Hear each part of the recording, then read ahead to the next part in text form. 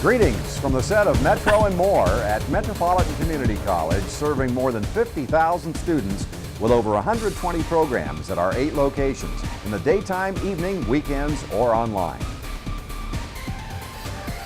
And I'm your host, Kent Pavelka. Welcome again to Metro and More. More of what you need to know about Metropolitan Community College. We have a half hour ahead to discuss MCC's Paralegal program again, and focusing on the students and the community. My guest, Joe Wandell, is the Director of Legal Studies at MCC.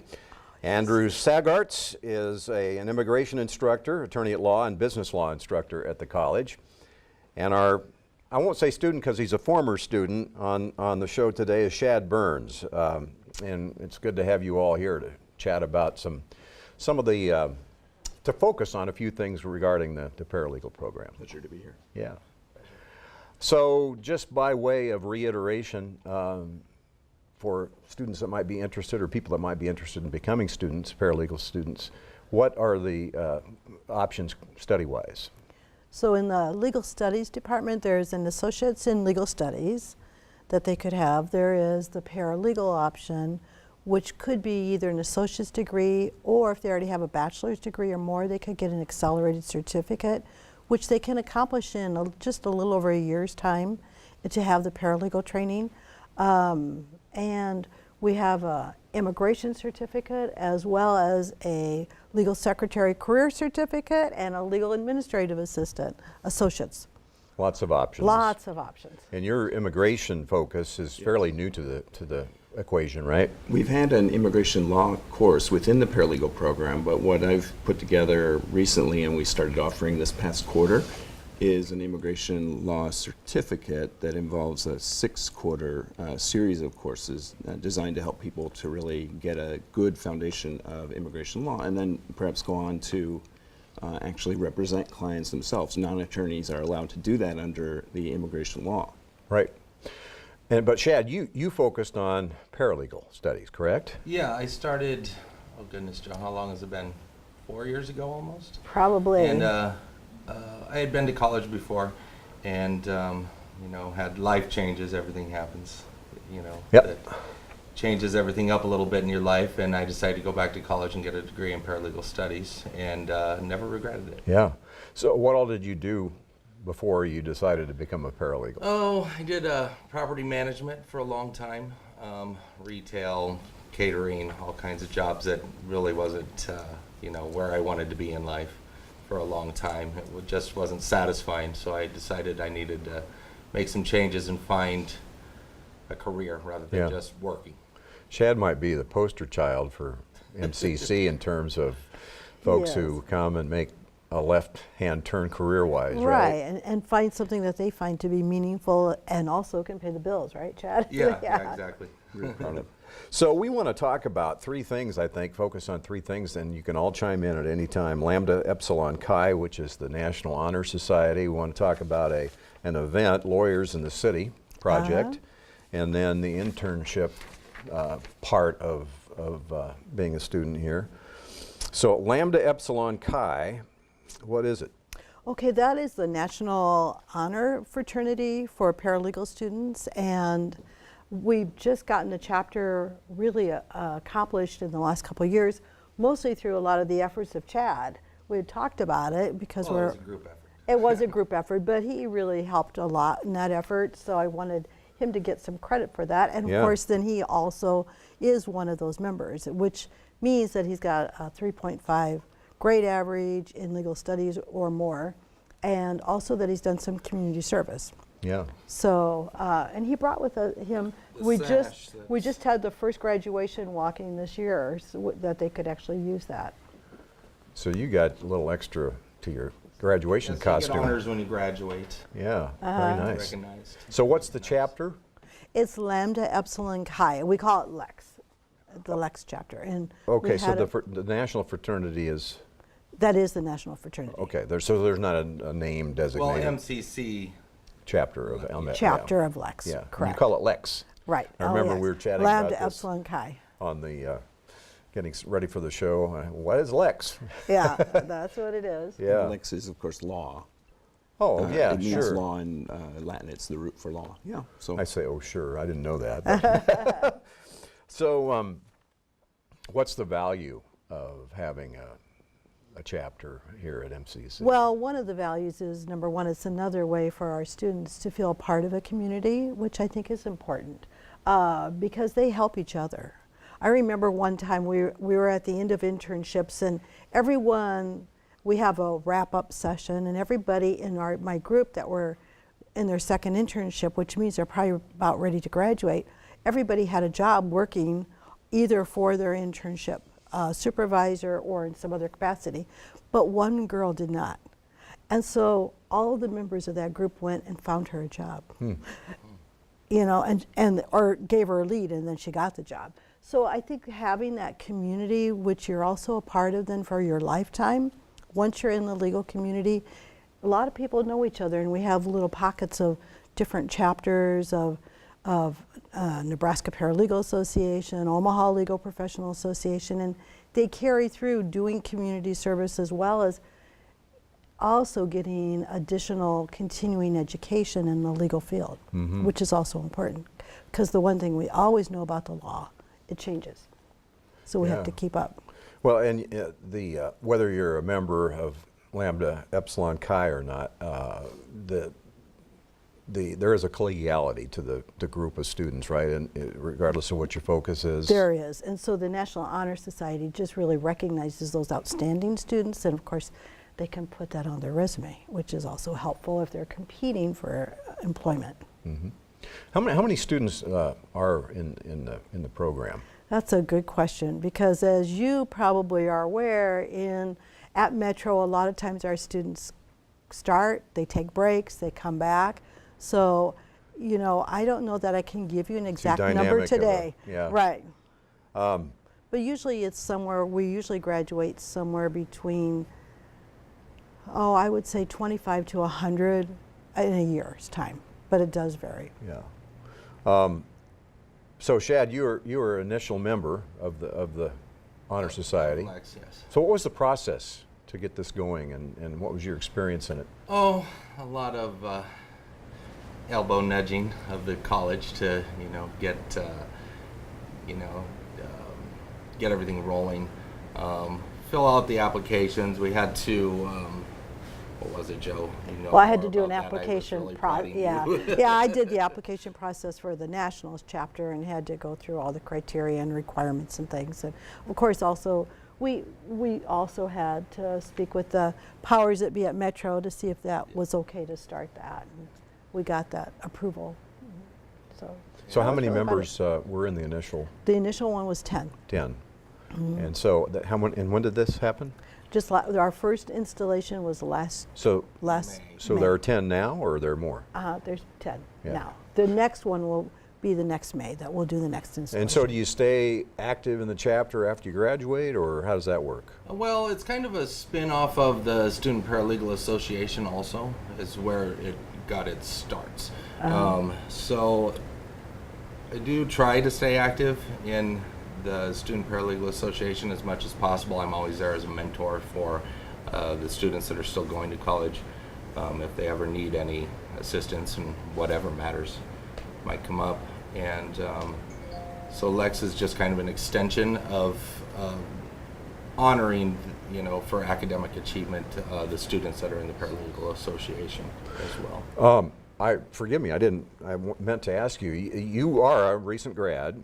Yes. And you did your internship where you were employed. Yes, with Stephen Gertis. He's a traumatic brain injury attorney. And you never are his. thought I would ever go into that type of work, but I absolutely love it. You're a legal assistant to him. Yeah. So Steve Gertis had contacted me and asked me if I knew of any students who might like to do an internship there.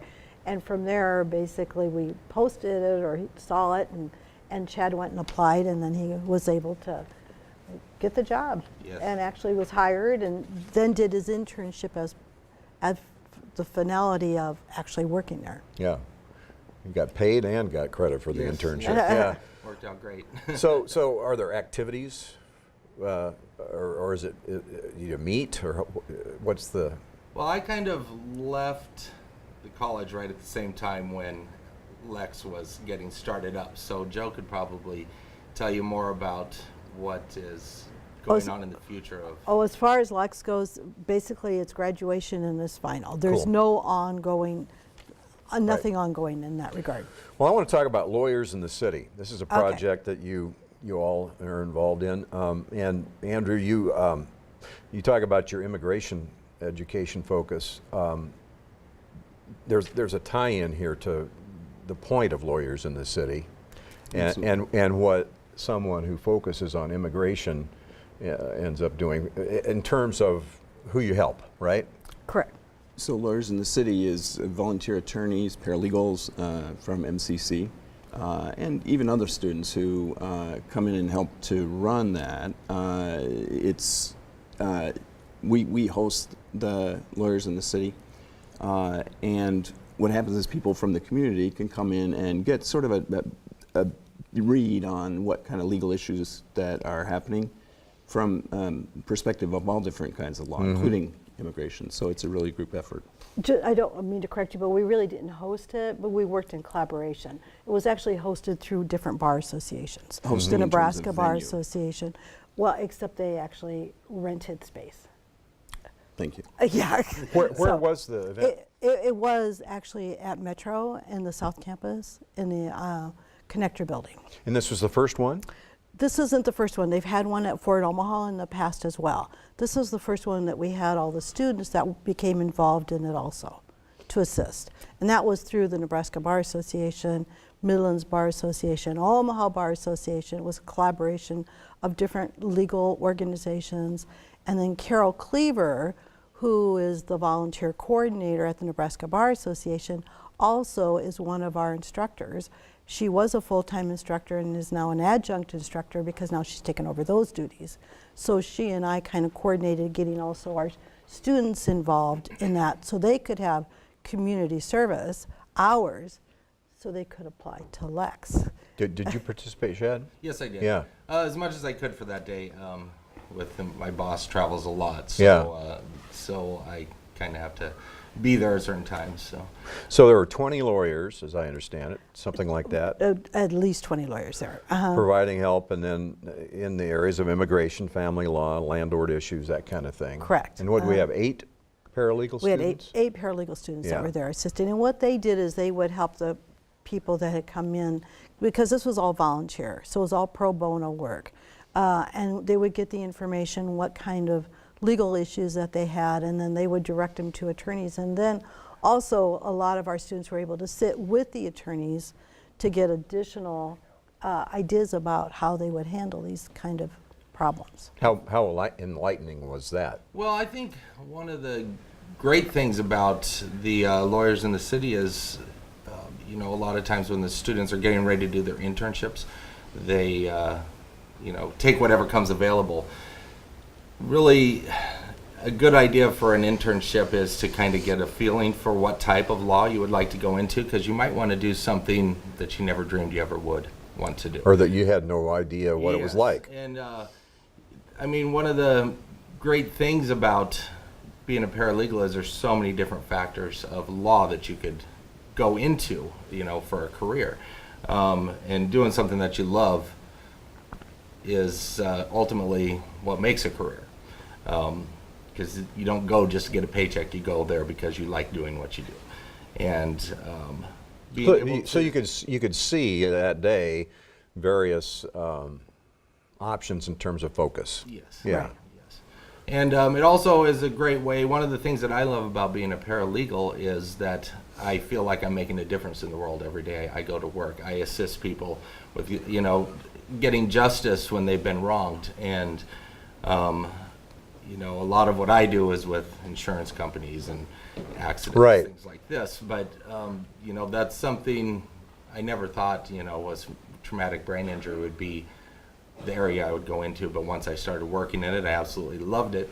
I thought originally I wanted to do immigration, but it just so happened that the internship that I got, or the job that I got that turned into my internship, as I kind of did it backwards, I really found that I really, really liked that area of law. And it's not just where I go and fill out paperwork all day. I really do help the clients that we serve. Yeah. So you experience a little bit of that altruism that you associate with focusing on people like need immigration help. Yes, and I think there's an important and interesting distinction. Internships are for credit, and then there's something called service learning. Lawyers in the City would be a service learning opportunity, and then there's formal internships, which are done for credit. Service learning is something that I think we're building more and more into our courses, as well as generally offering it in the program, for example, for the Lex honor. Mm-hmm. We want the education to be as practical as possible so that students can put things like participation in Lawyers in the City on their resumes. Sure. It all helps for the ultimate goal, which is to have jobs in the law. And another good outreach in that, like one of my students he's just, this quarter is the first time, but he went to also be a volunteer, and he sat with some other younger lawyers but had graduated in the last couple of years, and one offered to be his mentor. And so he's going to be able to, because he ultimately wants to go to law school too. So, it's a good way to also make connections. So on that day, it was a one-day deal, right? It was a one-day deal. Right? How many clients were? 55 came 55 through. people. Yeah, 55 clients came through. And they represented what kinds of issues? A lot of them were family law issues. There was also, I know there was some immigration issues, and I heard of a landlord-tenant issue also. So that's what they said that they were going to be there for. Those three? Legal Legal aid also was there. I forgot to mention them. That also was part of the whole process. And as we talked about before, Andrew, the immigration piece of this whole discussion is something that is growing in terms of being a need out there, right? Absolutely. As we're aware, Omaha is a city of immigrants. We've had different immigrant groups come in and continue to come into Omaha. And we've been very pleased with the response to the certificate program. We had quadruple the number of students that we expected originally, and so they're great. They're very engaged and enthusiastic about that. So Great. Immigration law, I think, is a continuing growth area. Probably ought to take a break and not a break, but tell people mcc.neb.edu. Is that right? mccneb.edu /what to go back to look at the options, all these options we're talking about. Well, once they get on the website, then they can actually look to explore options or explore programs, and then they go under the business and legal area, and then they can look at all the different programs. So what did the eight students tell you about the experience? Well, that they really enjoyed it a lot. They learned a lot. It was really, they found it very worthwhile, and they want to do it again. Yeah. So. Good. Yeah. And one of the things too, a lot of people are very intimidated about going and talking to an attorney about, when they do have issues. And I get a lot of phone calls from people who, aren't sure if they want to follow through with a lawsuit when they're having problems. And I kind of have to reassure them that it's not as terrible as you think. It's not like you see on TV. It's in what respect? It's not like what you see. Well, what are those things that you guys, that all of you, that you think people are why they're reticent? It's really a lot more mundane, I guess. It's not quite as dramatic as what TV would make it out to be. It's a lot of paperwork and hearings and rarely, 90% of all cases are settled out of court. They are. And so it's not like eventually the end result is going to be that you're going to be on the stand. Yes, in front of a jury. Most of the times a resolution is found long before the jury is ever picked. Yeah. So, and there are a lot of people who simply can't afford. That's what I was going to say. In this case, and the Lawyers in the City project, I refer people to, whenever we have one coming up, I refer them to the Lawyers in the City so that they can go see if they actually, kind of get a feeling for if they have a real case. And, if it's something, get the advice they need to see if they want to move forward with it. that might be an opportunity for you all to extrapolate on. People that have a legal issue or think they might, who don't reach out because they're concerned about the cost, what do you do? Wait for the next Lawyers in the City Well, project? Or the what? other thing that is an option, I am also a member of the Omaha Bar Association, and I'm on the Lawyers Referral Committee, and have been for, more years than I want to count. But anyway, we have that option through the Omaha Bar Association where you can have an attorney, depending on the type of problem that you have, you can get that referral, and for $40, they can go and talk to an attorney. And I know a lot of attorneys that are on that committee, as well as myself. They'll waive it? We waive the fee, we do. And I think there's a movement in the legal profession generally to make law more accessible to people. And so things like Lawyers in the City encourage that. One thing that we do at MCC, I know I do in my classes in business law, is we actually take the students to visit courts. And the judges are very gracious. They take extra time to visit with the students afterwards. So that takes the mystery out of it. Another thing that I do is I go through in my courses what I call care and feeding of your attorney, to talk about there's not only the option of hourly charging, which we hear, $300 an hour or more oftentimes, but there are other options, flat fees or pro bono, caps on things. So Contingency fees. Yeah. contingency fees. Yeah, big part. Exactly. Percentages if you win. So taking the mystery out of things. And a paralegal, ultimately, one of their main goals is, when working for an attorney, is to bring costs down for the clients, because it costs less for me to do the research and the paperwork than it would for an attorney Sure. to sit there and do it for the. Which is why the American Bar Association even sanctioned having paralegals 40 years ago, was to give more access to justice. And they have been pushing that for all this time, if not longer. So Shad, as a student, when did you, during the process, decide this was for you? I mean, that you got really smitten by what you were seeing? I think it was, really, when I met Jo, she was a great mentor.